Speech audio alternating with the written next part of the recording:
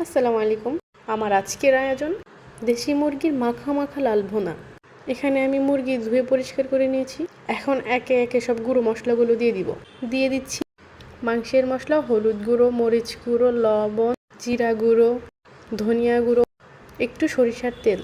সব কিছু এখন আমি খুব ভালোভাবে মাখিয়ে নিব। মাখিয়ে আমি চলে যাব মুরগির রান্নার বাকি সব প্রসেসিংয়ে। একটি কড়াই আমি তেল নিয়ে নিয়েছি। দিয়ে দিচ্ছি দারচিনি, এলাচ, তেজপাতা। এবার তেলে আমি পেঁয়াজ কুচি আর কাঁচামরিচ দিয়ে দিচ্ছি। পেঁয়াজগুলোকে আমি ভালো করে গোল্ডেন হওয়া পর্যন্ত ভেজে নেব। এর মাঝে পেঁয়াজে দিয়ে দিচ্ছি কিছুটা লবণ। লবণ দিয়ে একটু নেড়ে চেড়ে নিব। পেঁয়াজগুলো গোল্ডেন হওয়া পর্যন্ত অপেক্ষা করব।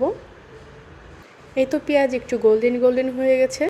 এখন আমি এর মধ্যে দিয়ে দিচ্ছি পেঁয়াজ বাটা।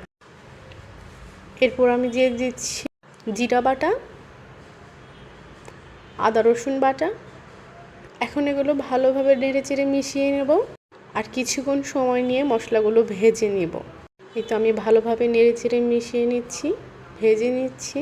এখন আমি এর মধ্যে দিয়ে দেব কিছু আস্ত রসুন দিয়ে আবারও ভালোভাবে নেড়েচেড়ে নিব। এগুলো একটু ভাজা ভাজা হয়ে গেলে এর মধ্যে আমি কিছুটা পরিমাণ পানি দিয়ে দিচ্ছি। পানি দিয়ে একটু নাড়াচাড়া করে মিশিয়ে নেব।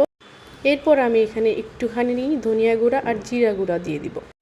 এখন এই মশলাটা খুব ভালোভাবে কষিয়ে নেব আর তেল উঠে যাওয়া পর্যন্ত অপেক্ষা করব। মশলায় তেল উঠে গেছে। এখন আমি ম্যারিনেট করে রাখা সে মুরগিগুলো এখানে দিয়ে দিব। এরপর এটাকে আমি খুব ভালো করে নেড়েচেড়ে মিশিয়ে নিচ্ছি। নেড়েচেড়ে মিশিয়ে কষিয়ে নিতে হবে কিছু সময়ের জন্য। আমার এই দেশি মুরগি রান্নাটা মাশাআল্লাহ সবসময় অনেক প্রশংসা পাই। এখন আমি ঢেকে দেব, ঢেকে দিয়ে অপেক্ষা করব। এখন ঢাকনাটা তুলে নিচ্ছি।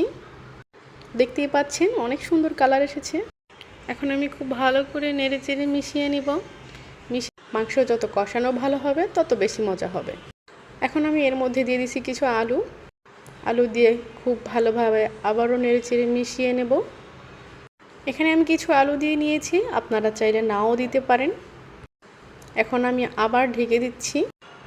মাংসের সাথে এই আলুগুলো খুব ভালোভাবে কষিয়ে নিতে হবে। কষানো শেষ হয়ে গেলে এখন আমি এখানে পর্যাপ্ত পরিমাণ পানি দিয়ে দিচ্ছি মাংস সেদ্ধ হওয়ার জন্য। নেড়ে চেড়ে মিশিয়ে নিচ্ছি এবং আবার ঢেকে দিচ্ছি। ঢাকনাটা খুলে নিচ্ছি। আমার মাংস রান্না প্রায় শেষের দিকে। কিছুটা ভাজা জিরা গুঁড়ো দিয়ে দিচ্ছি। আমার মাংস রান্না একদম হয়ে গেছে। আশা করি আপনারাও সবাই ট্রাই করবেন। আল্লাহ হাফেজ।